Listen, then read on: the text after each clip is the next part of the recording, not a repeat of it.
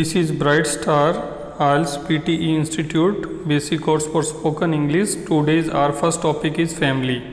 First question, which type of family do you live in? आप किस तरह की फैमिली में रहते हैं? I live in a joint family. There are 6 members in my family. My grandparents, my father, my mother, my sister and my sibling, myself. मैं joint family में रहता हूँ. 6 मेंबर हैं मेरी फैमिली में. माई ग्रैंड पेरेंट्स दादा दादी को बोलते हैं. माई फादर, माई मदर, आप इसको कंबाइन करके माई पेरेंट्स भी बोल सकते हैं. My sister and my sibling, my self, मेरी सिस्टर और मैं खुद, मतलब इसके अंदर हूँ फैमिली में. आप ब्रदर और सिस्टर के लिए एक वर्ड सिबलिंग भी यूज़ करते हैं और मदर और फादर के लिए आप जॉइंट वर्ड पेरेंट्स यूज़ कर सकते हैं. Our second question is, do you prefer to live in a joint family or nuclear family and why? आप कौन सी फैमिली में रहना पसंद करते हैं? No doubt I live in a joint family. इसमें कोई डाउट नहीं है कि मैं जॉइंट फैमिली में रहता हूँ, but I prefer to live in nuclear family. मैं न्यूक्लियर फैमिली में रहना पसंद करता हूँ. Because this system has got many gains, क्योंकि इस सिस्टम के बहुत सारे फ़ायदे हैं. Children are given full freedom, बच्चों को पूरी आज़ादी दी जाती है. And parents have time and money to cater the need of their children. और पेरेंट्स के पास टाइम भी होता है और मनी भी होती है to cater the need of their children, अपने बच्चों की ज़रूरत को पूरा करने के लिए. This style of family is without any jealousy. ये जो फैमिली का स्टाइल है ये बिना जेलसी के है. इसके अंदर मतलब जो फैमिली मेम्बर्स हैं उनमें फैमिली मेम्बर के अंदर जेलसी नहीं होती है.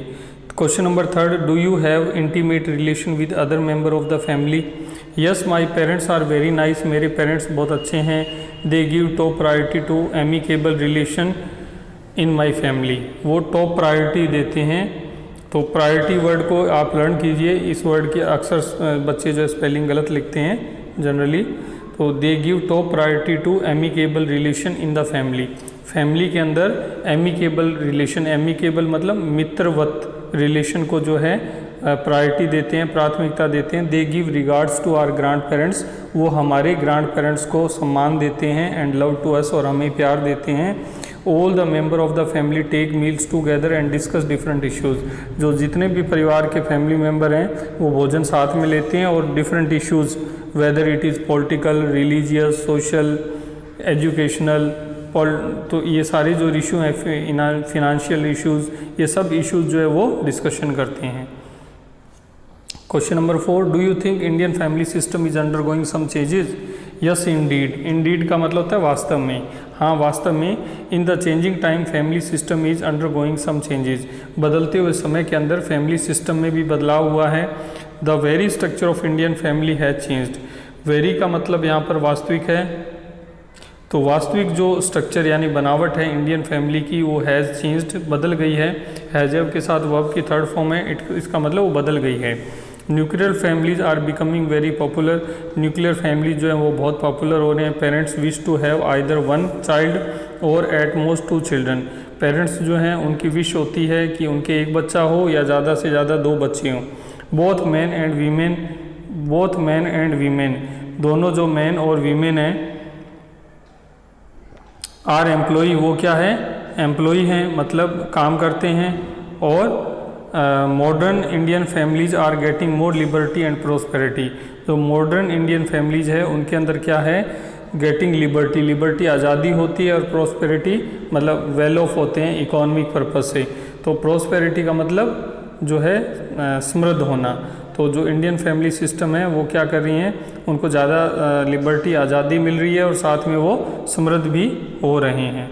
Which type of people prefer joint family system? किस तरह के लोग जो हैं वो जॉइंट फैमिली सिस्टम को प्रेफर करते हैं? तो अब यहाँ पर क्वेश्चन है कि किस तरह के लोग जॉइंट फैमिली सिस्टम को प्रेफर करते हैं. Usually the rural people and the people running family business.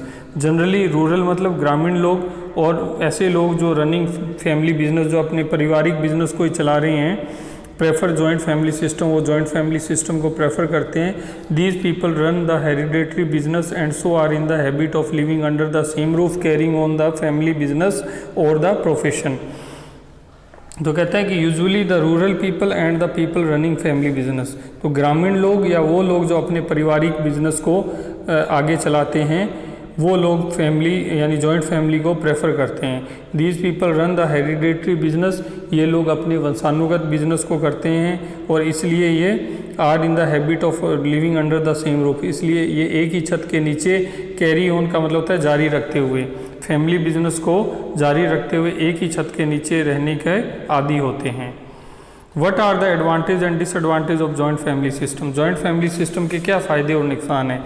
Joint family system has many advantages, इसके बहुत सारे फ़ायदे हैं। This system teaches some great values like, यह सिस्टम जो है कुछ ग्रेट महान वैल्यूज़ को हमें सिखाता है, लाइक कोऑपरेशन, पेशेंस एंड को existence. The young generation learn a lot at the feet of the elders, जो यंग जनरेशन है लर्न ए लॉट, वो बहुत सीखते हैं at the feet of their elders, अपने बुजुर्गों के चरणों में, यानी उनके गाइडेंस के अंदर जो युवा पीढ़ी है उनको बहुत कुछ सीखने को मिलता है।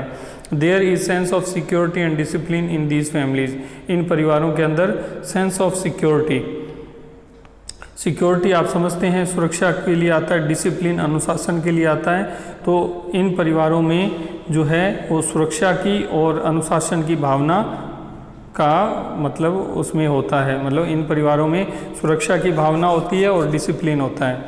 But there are some disadvantages also, लेकिन इस फैमिली सिस्टम के कुछ डिसएडवांटेजेस भी हैं। इट गिव्स बर्थ टू, ये क्या है, जन्म देता है, बर्थ देता है किसको, ये इट गिव्स बर्थ टू शर्कर्स, शर्कर्स होते हैं कामचोर, एंड म्यूचुअल जीलिसीज, और आपसी ईर्ष्या को ये जन्म देता है। Usually we see family clashes in joint families, अक्सर हम जॉइंट फैमिली के अंदर फैमिली क्लेसेज देखते हैं।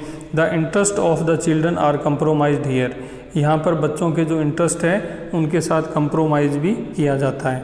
What are the advantage and disadvantage of nuclear family system, nuclear family system के क्या फ़ायदे और नुकसान हैं।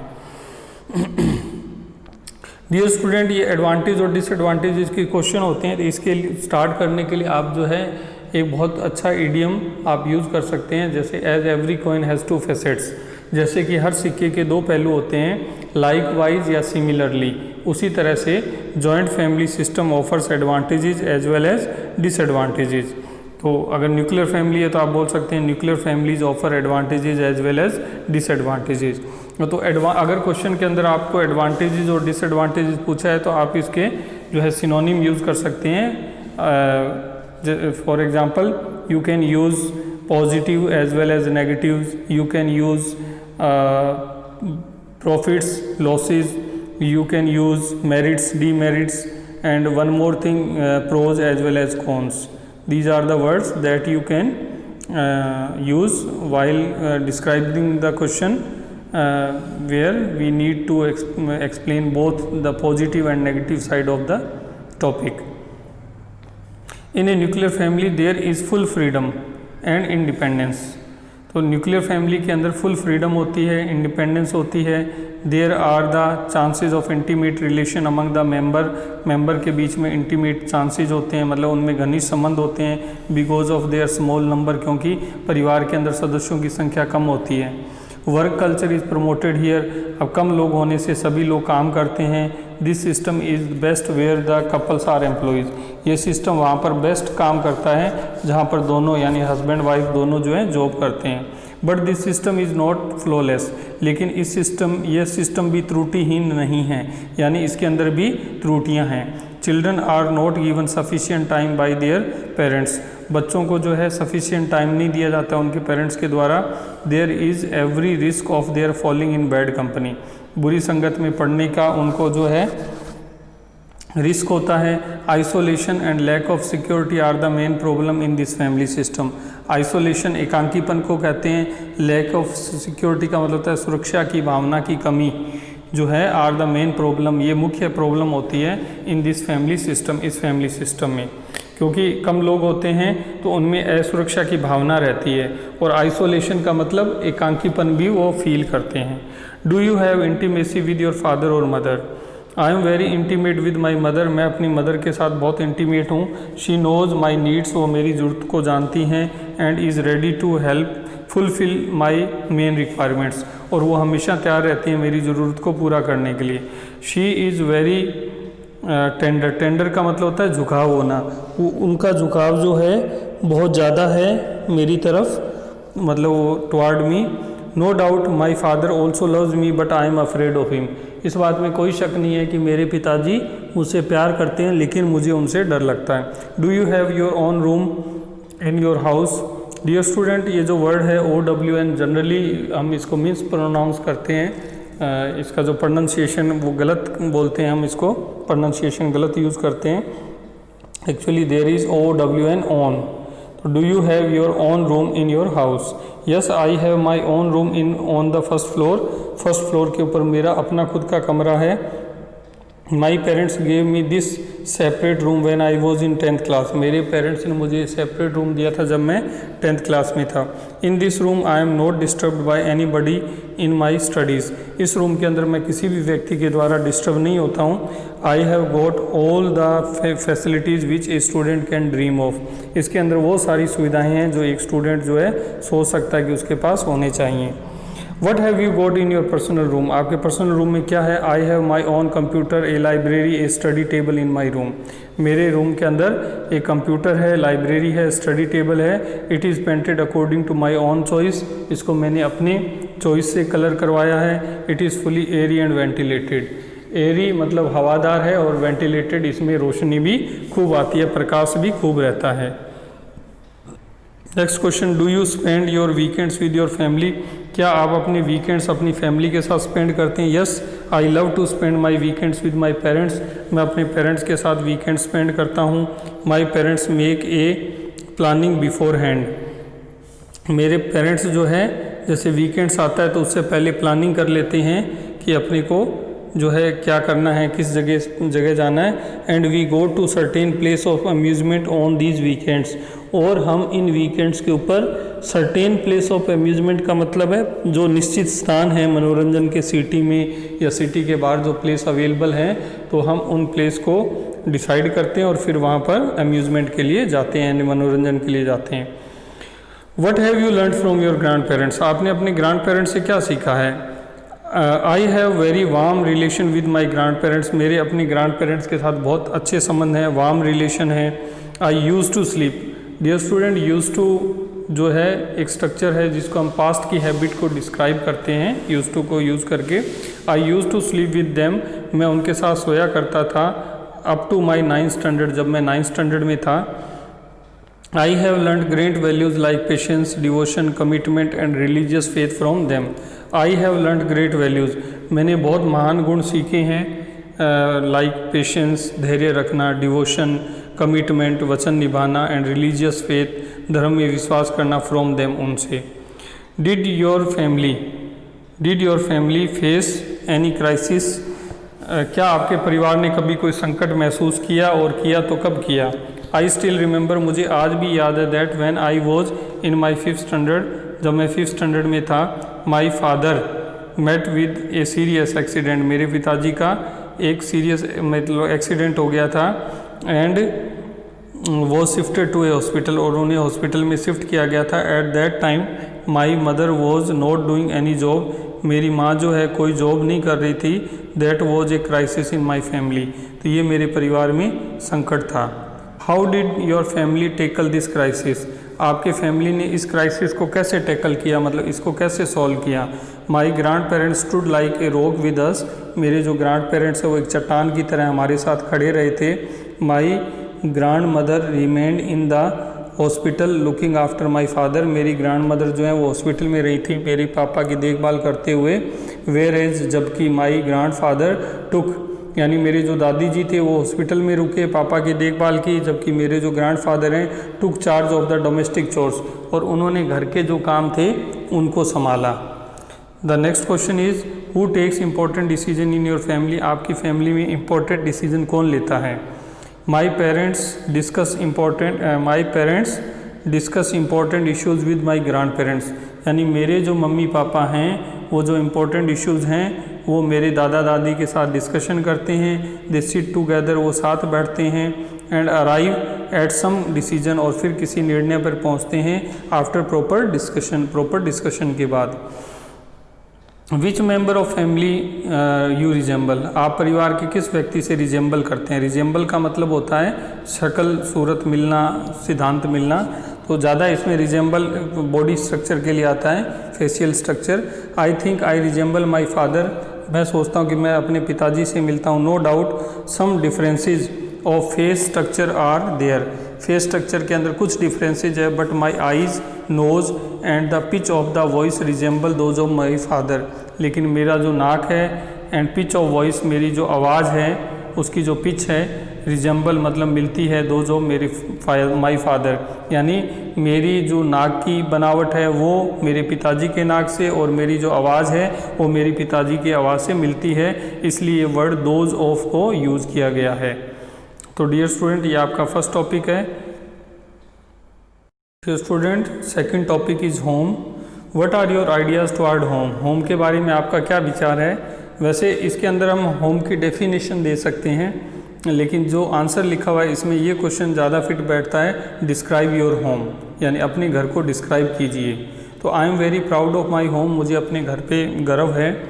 माई father got it built according to modern design and architecture, मेरे पिताजी ने इसे मॉडर्न डिज़ाइन और आर्किटेक्चर के हिसाब से बनाया है। It's A double storey building, ये डबल स्टोरी बिल्डिंग है। It is Airy and properly ventilated, ये एयरी है, हवादार है, प्रॉपरली वेंटिलेटेड है।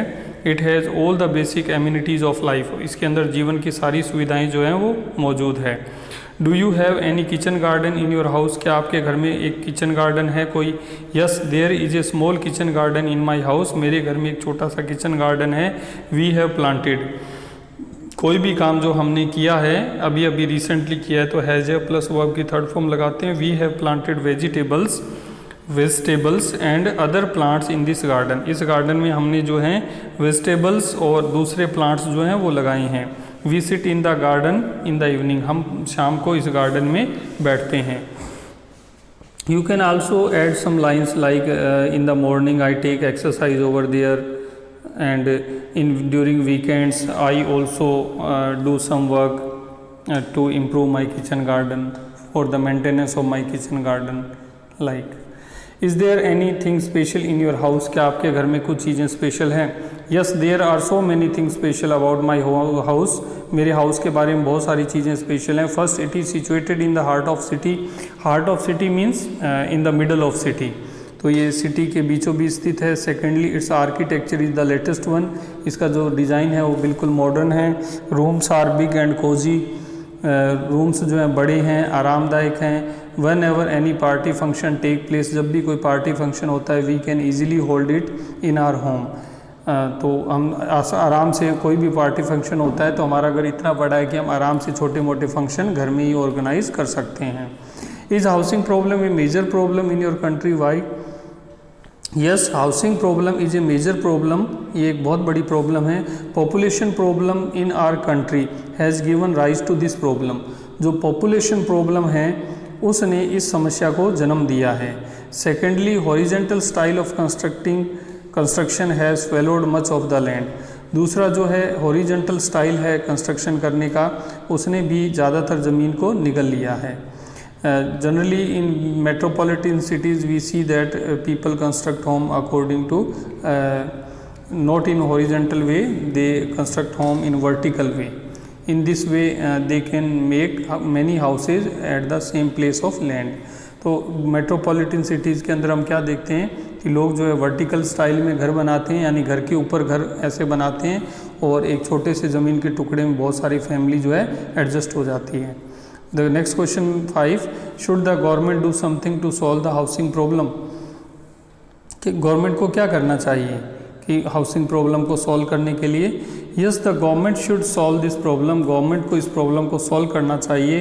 Home loan should be made available at the low rate of interest, home loan जो है वो अवेलेबल करवाए जाने चाहिए लो रेट ऑफ इंटरेस्ट पे। Specially subsidised home for EWS, economically weaker section, should be constructed by the government, government के द्वारा economically weaker section के लिए सब्सिडाइज्ड होम होने चाहिए।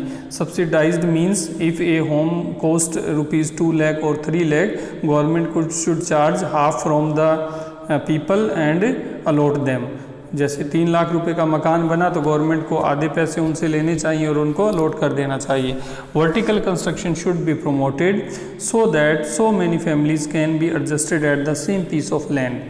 तो वर्टिकल जो कंस्ट्रक्शन स्टाइल है उसको प्रमोट करना चाहिए, जिससे कि बहुत सारे परिवार जो हैं एक ही ज़मीन के टुकड़े के ऊपर एक मकान बना के रह सकें। Are there any alteration needed in your home? Alteration mean बदलाव। क्या देयर एनी अल्ट्रेशन नीडेड, क्या आपके घर में किसी बदलाव की आवश्यकता है? Yes, there are small alteration needed in our home, हमारे घर में कुछ बदलाव की ज़रूरत है। In kitchen a chimney should be installed, kitchen के अंदर चिमनी की आवश्यकता है। There should be a provision for the installation of AC, AC को लगाने का जो है वो प्रोविज़न होना चाहिए। शुड बी का मतलब होता है होना चाहिए, ऐसा होना चाहिए। तो पैसिव स्ट्रक्चर है ये, जो भी सेंटेंस जो शुड से हम बनाते हैं उसको पैसिव स्ट्रक्चर में बनाते हैं तो आप शुड बी का यूज़ करते हैं। Where doer is not important, जहाँ पर डूअर का कोई ज़्यादा रोल नहीं होता है।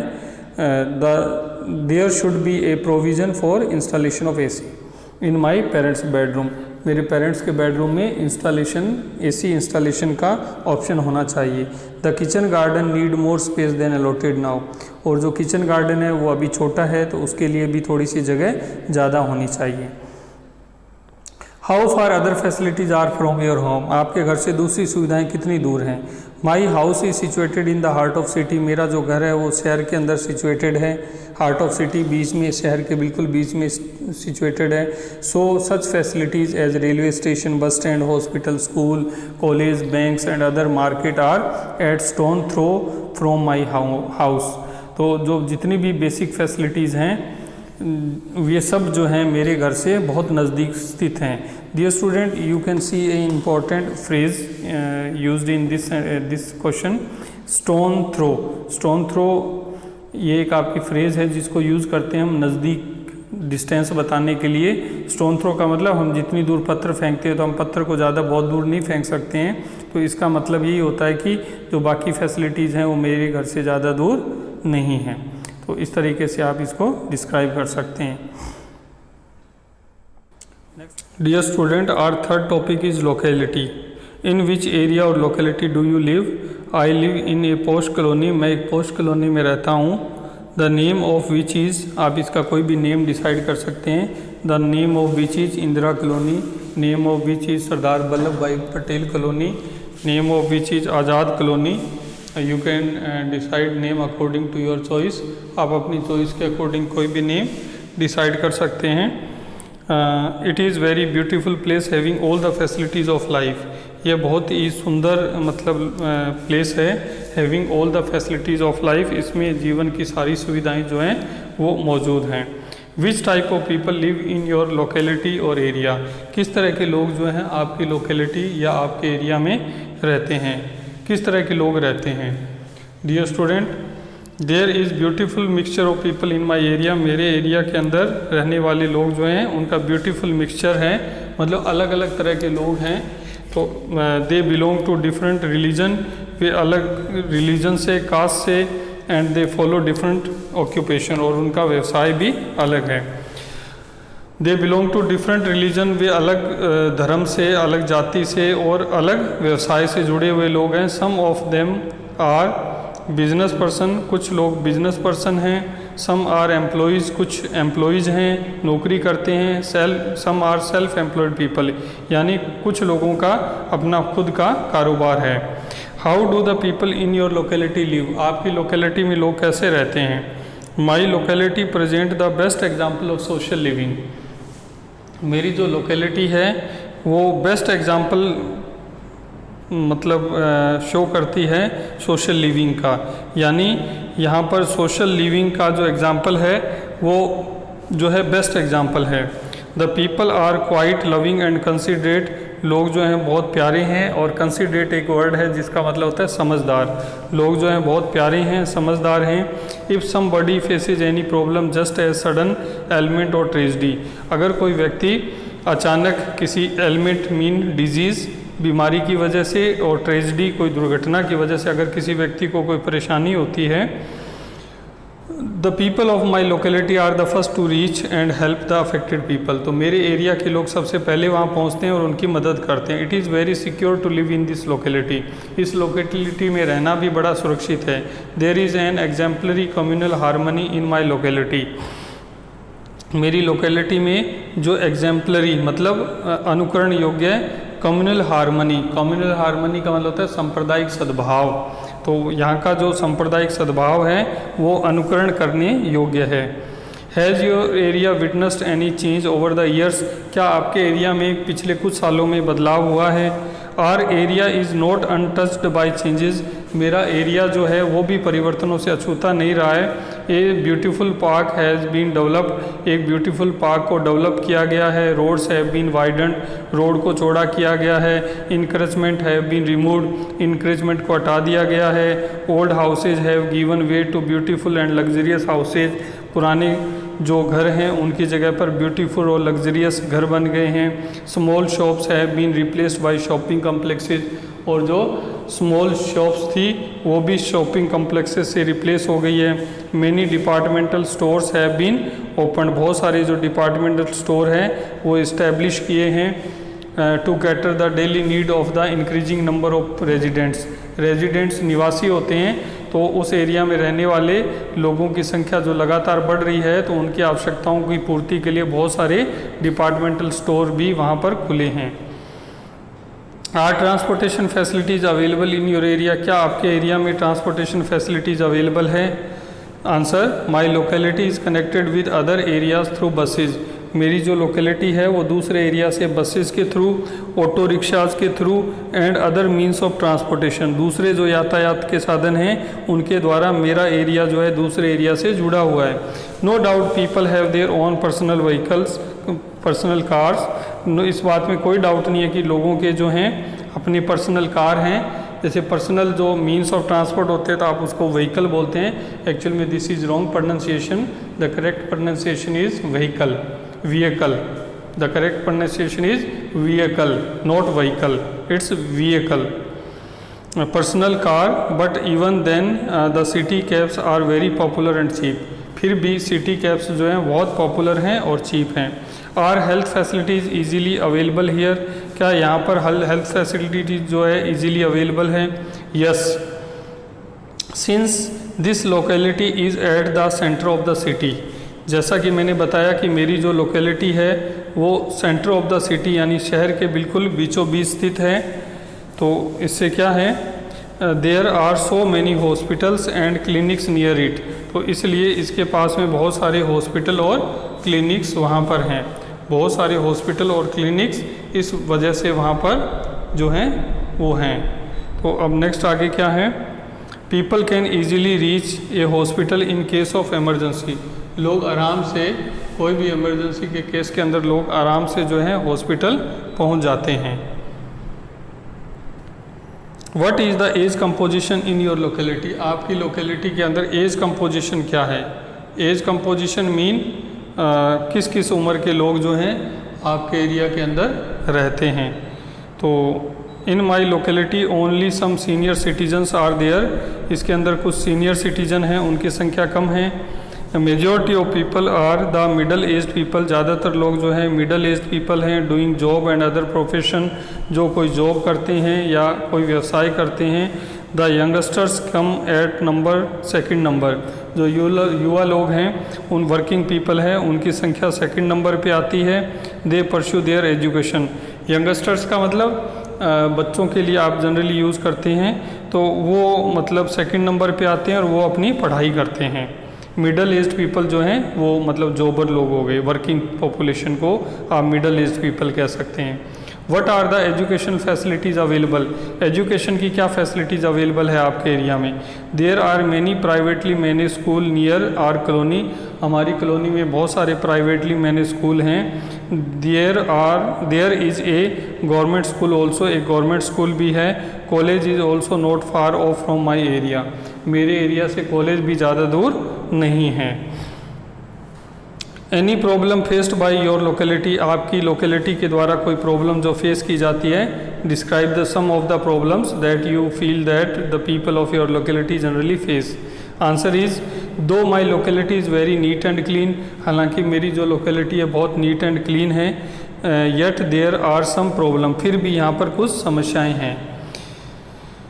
There are the problem of traffic, stray dogs and water logging during monsoon. There are problem of traffic, यहाँ ट्रैफिक की प्रॉब्लम है, स्ट्रे डॉग्स की प्रॉब्लम है, एंड वाटर लॉगिंग यानी पानी इकट्ठा हो जाता है ड्यूरिंग मानसून के दौरान। Is there any social welfare club in your locality, क्या आपकी लोकेलिटी में कोई सोशल वेलफेयर क्लब है? Yes, there is a diamond social welfare club which is concern about the safety and security of our area. There is a diamond social welfare club, diamond social welfare club है which is concern about the safety and security of our area, जो हमारे area की safety और security से जुड़ा हुआ है। This club is very active in redressing the problem of the residents of this area. ये क्लब जो है बहुत ही एक्टिव है। रेड्रेस का मतलब होता है सॉल्यूशन करने में, तो किस चीज़ का solution? Problem of the residents of this area, इस एरिया में रहने वाले जो लोग हैं उनकी प्रॉब्लम को सॉल्व करने में ये जो क्लब है बहुत एक्टिव है। और fourth topic is tell me something about your home town, city और विलेज। होम टाउन, सिटी और विलेज आपका फोर्थ टॉपिक है। Tell me something about your hometown, city, village. I belong to, you have to insert the name of your city. I belong to Nobod. It is very important city, not only my state but also in India. यह city जो है important city है न केवल मेरे राज्य में बल्कि पूरे देश के अंदर। It is a unique combination of old culture and modernisation. मेरी सिटी जो है वो यूनिक कल्चर है, यूनिक कम्बिनेशन है ओल्ड कल्चर और मॉडर्नाइजेशन का। Industrially it is very significant. औद्योगिक धंधों की बात करें तो ये बहुत ही सिग्निफिकेंट है, बहुत महत्वपूर्ण है। एट द सेम टाइम इसके साथ साथ it is hub of political activities, ये पॉलिटिकल एक्टिविटीज़ का भी हब है। It is the crown of educational standard in my state, ये मेरे स्टेट के अंदर एजुकेशन स्टैंडर्ड के अंदर भी ये क्राउन है, मतलब ताज है, यानी सबसे टॉप में है। I am proud to live in this city, मुझे इस सिटी में रहने पे गर्व है। What are the main problem faced by your city, कौन सी मेन प्रॉब्लम जो है आपको अपनी सिटी में आप फेस करते हैं? माई city is facing A difficult problem of traffic jam and pollution. मेरी सिटी के अंदर जो है ट्रैफिक जैम और पॉल्यूशन जो है एक बहुत बड़ी समस्या है। There are so many encroachment on the road, encroachment होता है अतिक्रमण, रोड के ऊपर बहुत सारा अतिक्रमण है। Pure water is also an urgent need of the people of my city, और प्योर वाटर जो है ये भी एक बहुत ज़्यादा अर्जेंट नीड है मेरे सिटी के लोगों की। Have any changes comes in your city recently, क्या कुछ परिवर्तन आपकी सिटी के अंदर आए हैं? We have seen that civic authorities of my city have risen from a long slumber.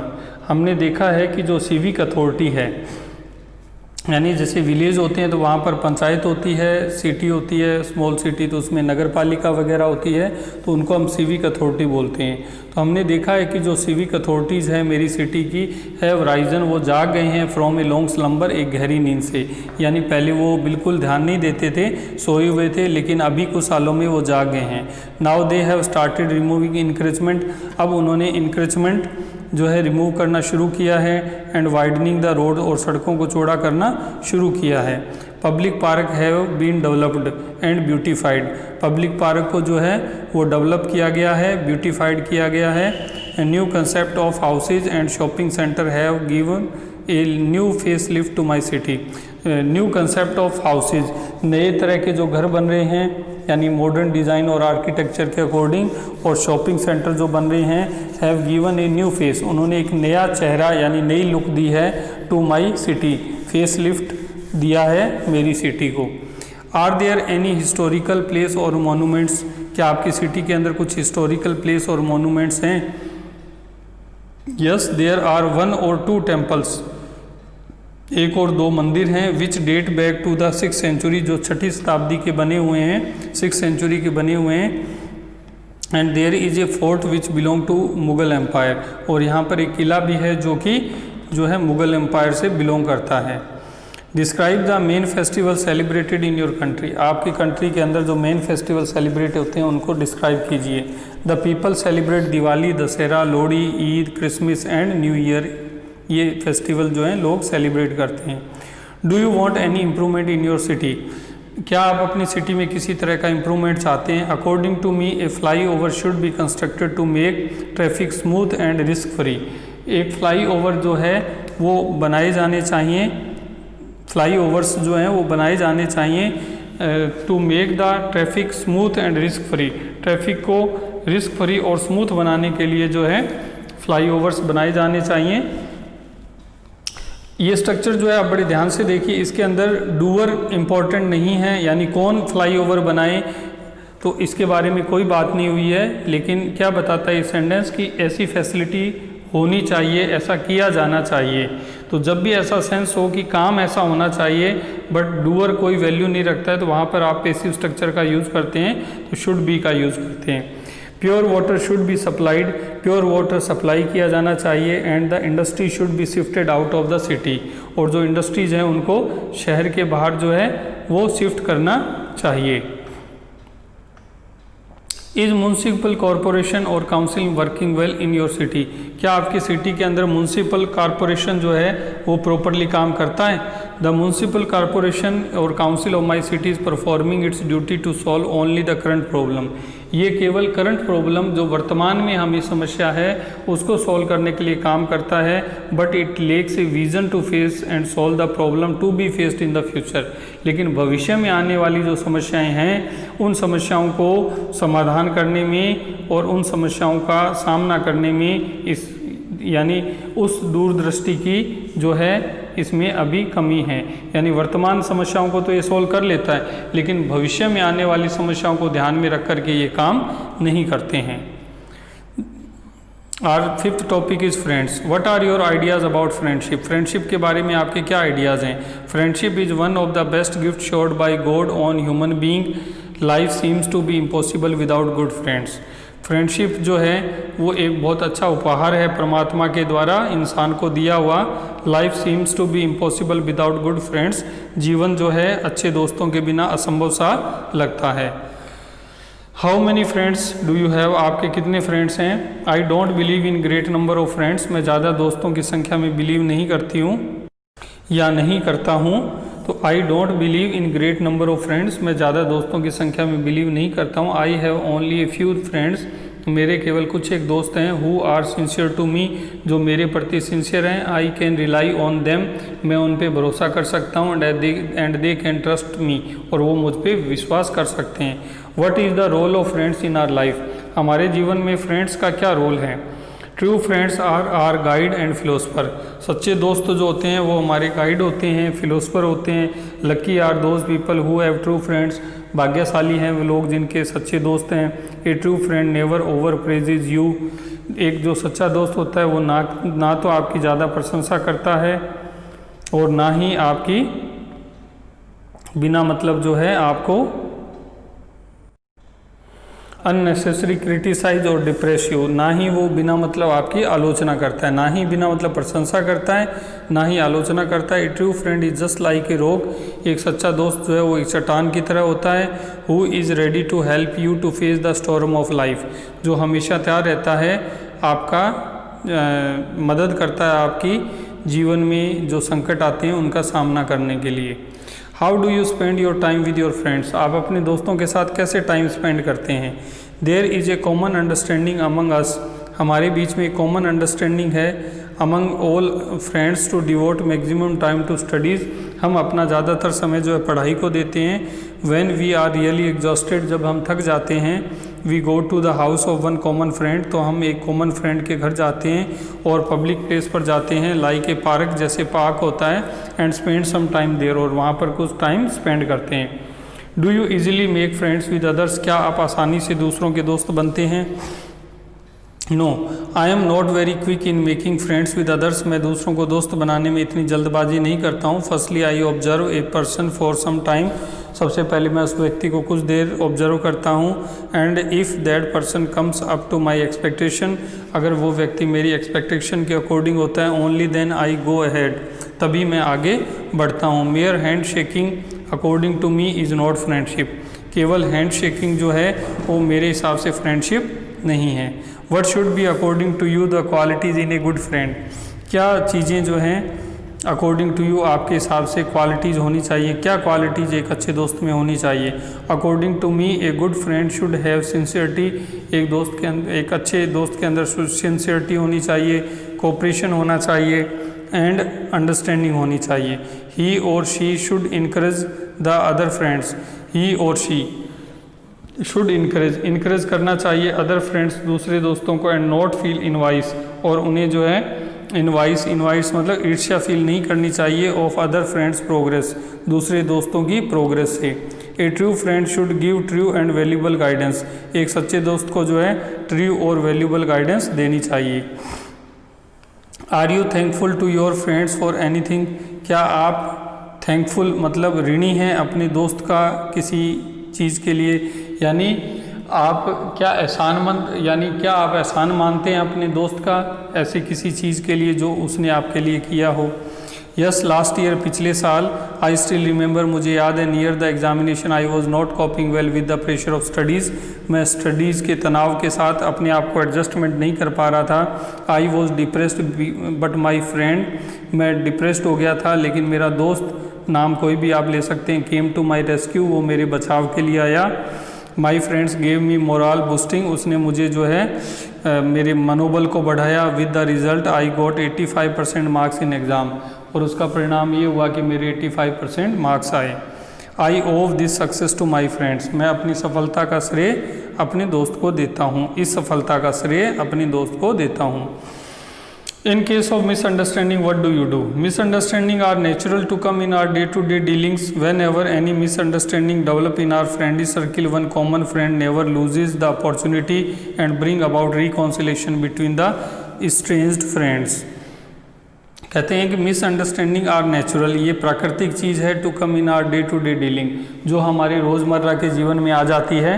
When ever, जब कभी, any misunderstanding develop in are friendly circle, हमारे दोस्तों के अंदर जब भी कोई मिसअंडरस्टैंडिंग आती है, one common friend never loses the opportunity and bring about reconciliation between the strange friend, तो हमारे जो कॉमन फ्रेंड है वो कभी भी इस मौके को नहीं खोता है, ब्रिंग अबाउट द रिकॉन्सिलेशन, समझौता करवाने में, बिटवीन द स्ट्रेंज फ्रेंड, यानी मिसअंडरस्टैंडिंग की वजह से जब दोस्तों में नाराज़गी हो जाती है तो जो हमारा कॉमन फ्रेंड है वो क्या करता है, मौका नहीं खोता है क्या करने में, स्ट्रेंज फ्रेंड, नाराज़ दोस्तों में वापस जो है फ्रेंडशिप करवाने में, वो ऐसे मौके को नहीं छोड़ता, यानी वो नाराज़ दोस्तों के अंदर वापस जो है फ्रेंडशिप करवा देता है।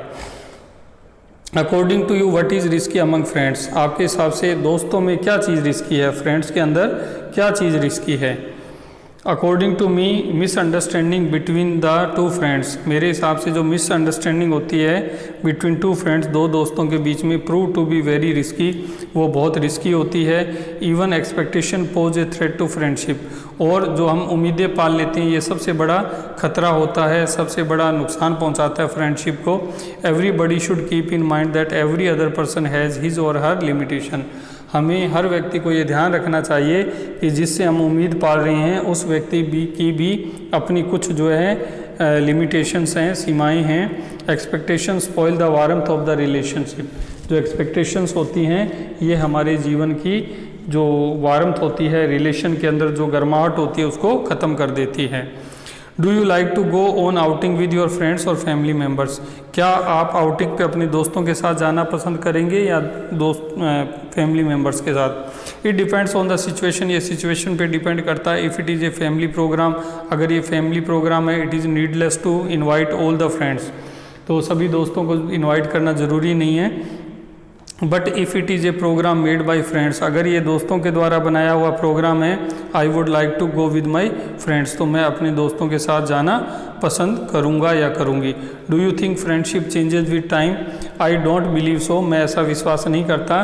Friendship has got nothing to do with age और रैंक, फ्रेंडशिप का एज और रैंक से कोई लेना देना नहीं है। Rather it grows and mature with the passage of time, बल्कि इसके विपरीत ये समय बीतने के साथ धीरे धीरे मजबूत होता है। तो dear students, these are the 5 topic, you should practice with these topics again and again to get command on the language. Thanks.